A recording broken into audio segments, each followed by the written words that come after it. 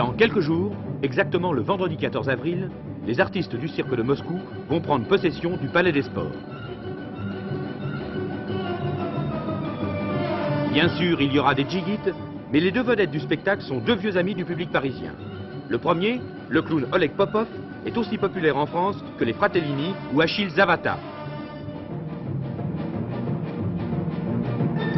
Le second, Alexandre Filatov, est un dresseur exceptionnel qui a appris à ses ours tous les exercices habituellement pratiqués par les jongleurs ou par les acrobates.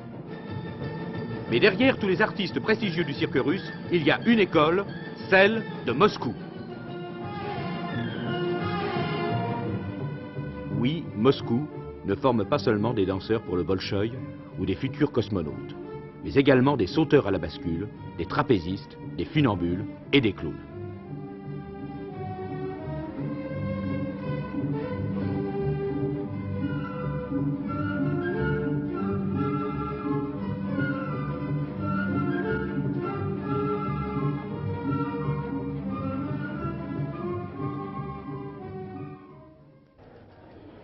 C'est dans ce bâtiment, qui comporte une piste d'entraînement, un gymnase, des salles de musique, de maquillage et de danse, que sont formées les futures vedettes du cirque soviétique.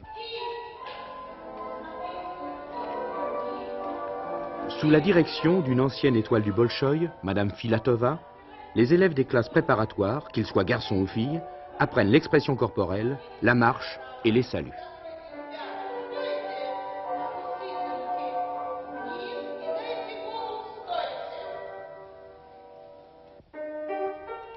Dès les premières leçons, les professeurs de l'école obligent leurs élèves à tenir compte du rythme dans la répétition des numéros.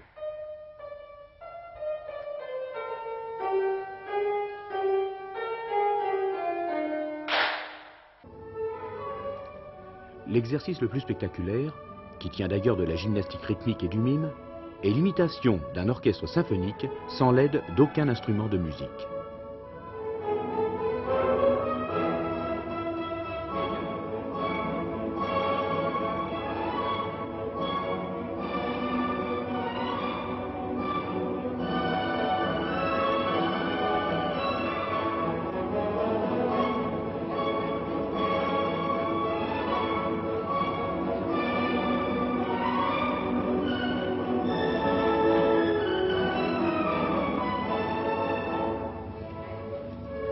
Le professeur de maquillage perpétue les techniques de Stanislavski et n'importe quel élève, qu'il soit clown ou acrobate, doit en sortant de l'école être capable de se faire la tête de Taras Bulba ou d'Ivan le Terrible. On parle français, on chante en italien, on danse sur les airs de West Side Story. L'Occident est une nouvelle terre promise pour tous ces jeunes artistes. И наклон вперед.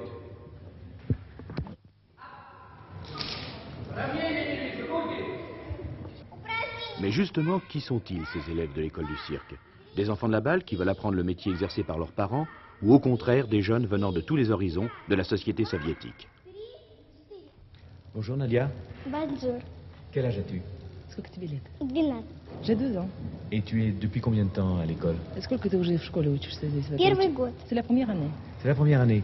Tes parents font du cirque déjà? А твои родители работают в цирке? Мама на железной дороге, Non, maman travaille au chemin de fer а папа директор на заводе. et papa il est directeur à l'usine. Ils habitent Moscou? Они живут в Москве? Нет, они живут за городом. Non, ils habitent aux environs de Moscou. C'est toi qui as choisi de faire la carrière de cirque? Ты Ou c'est tes parents? сама решила стать артисткой Да, мне цирка или очень твои нравится. родители? Или Мне очень родители нравится. решили? Нет, родители, мама боялась за меня, но мне самой очень нравится. Non, moi j'aime beaucoup le cirque, moi-même j'aime beaucoup le cirque. Maman a un peu peur, mais moi j'aime beaucoup le cirque. Et qu'est-ce qui t'a attiré dans le cirque? А что тебе нравится в цирке? Мне нравится, например, жонглирование. Особенно очень нравится гимнастика, акробатика. J'aime beaucoup le jonglage et aussi j'aime beaucoup surtout la gymnastique et l'acrobatie. Et qu'est-ce que tu vas être plus tard? А кем ты хочешь быть? Я хочу быть воздушной гимнасткой или акробаткой. Je veux être ou gymnaste de l'air ou acrobate. Et tu n'as pas peur? Тебе не страшно? Ты не боишься? Нет. Non. Tu n'as peur de rien? Ты ничего не боишься? Нет.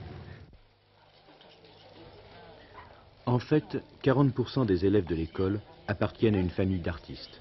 60% sont totalement étrangers à la profession.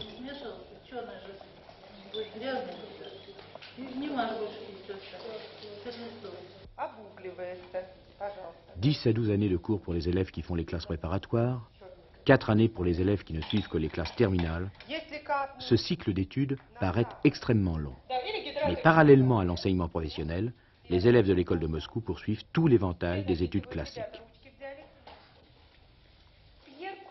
Pierre Curie est né à Paris en 1859. Il vivait dans sa famille et en toute liberté. Pierre Curie aimait beaucoup la nature. Il faisait souvent des promenades aux environs de Paris. L'école d'État du cirque et des variétés comporte 2 sections. L'école du cirque et la faculté des attractions parlées et musicales. L'école du cirque forme des jongleurs, des antipodistes, des sauteurs, des équilibristes, des funambules et bien sûr toutes les disciplines de la gymnastique aérienne. La faculté des attractions parlées et musicales, c'est la pépinière des clowns, des illusionnistes, des ventriloques et des danseuses acrobatiques.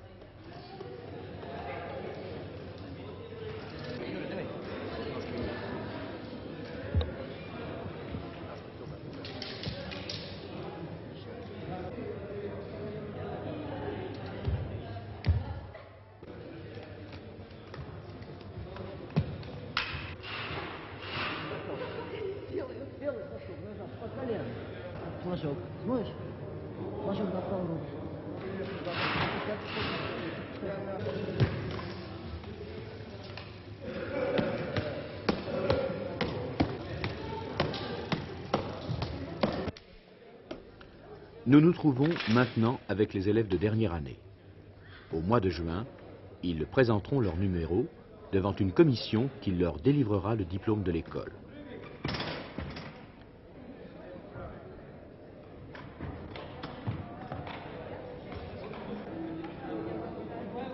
Ils sont protégés par la longe de sécurité qu'ils garderont jusqu'à la fin de leur carrière pour tous les exercices dangereux, car le public soviétique n'aime pas que les artistes prennent des risques inutiles.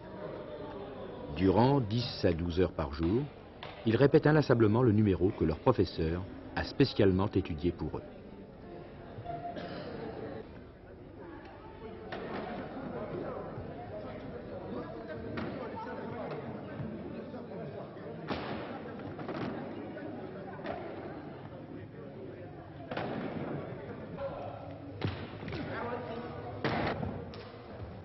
Pour vous montrer tout cela, nous avions bien entendu une guide-interprète.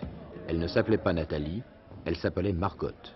Mais non contente de bien connaître le français, elle connaissait parfaitement le cirque. Oui, moi j'ai fait une école du cirque, j'étais jongleuse. Donc moi je suis de la famille du cirque, ma mère est une illusionniste, ma sœur elle a fait également l'école du cirque, elle est ventriloque, mon oncle est l'acrobate de l'air. Toute la famille est au cirque. Et pourtant, vous n'avez pas terminé cette école? Oh non, évidemment, je n'ai pas terminé parce que je n'ai pas pu continuer. J'ai abandonné juste la dernière année parce que j'avais encore d'autres études à faire. J'avais la cybernétique à faire et les sciences économiques aussi. Et puis après, je posais un article au Bolchoï. C'est pour ça, c'était un peu trop. J'ai abandonné l'école, je n'ai pas pu en continuer. Il semble bizarre de passer du cirque à la cybernétique. Oh non, c'est pas tout à fait, c'est pas du tout bizarre parce que à l'école on a le baccalauréat ici à l'école du cirque, le même baccalauréat que partout ailleurs dans n'importe quelle école secondaire.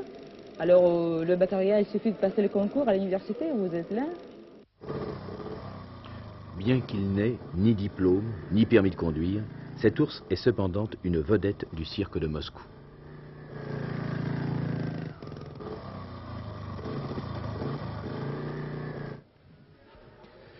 Monsieur Filatov, depuis combien de temps présentez-vous des ours? Cela fait 20 ans.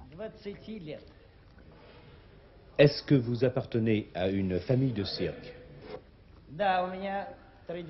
Oui, mon père, ma mère, mes 12 frères et sœurs, ma femme, ma fille, en un mot toute ma famille, travaillent pour le cirque. Et comment s'appelle cet ours? Это медведя зовут Максим. Maxime, Макс. c'est la vedette de mon numéro. Пойдем.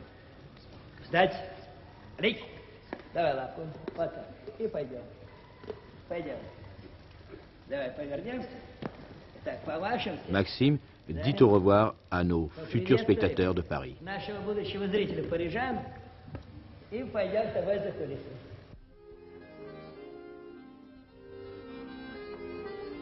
Mais si Alexandre Filatov est un enfant de la balle, Oleg Popov, lui, est un pur produit de l'école de Moscou.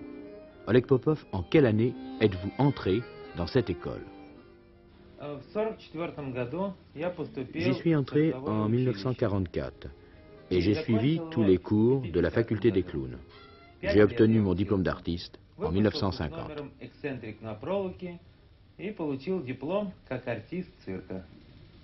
Est-ce que vous pouvez nous donner la différence entre le public français et le public russe? Pour moi, clown, c'est avant tout un problème de langage. En Russie, je peux jouer avec le texte, puisque les spectateurs comprennent mes plaisanteries. En français, je ne sais dire que... Il faut donc que je me fasse comprendre par le jeu de ma physionomie.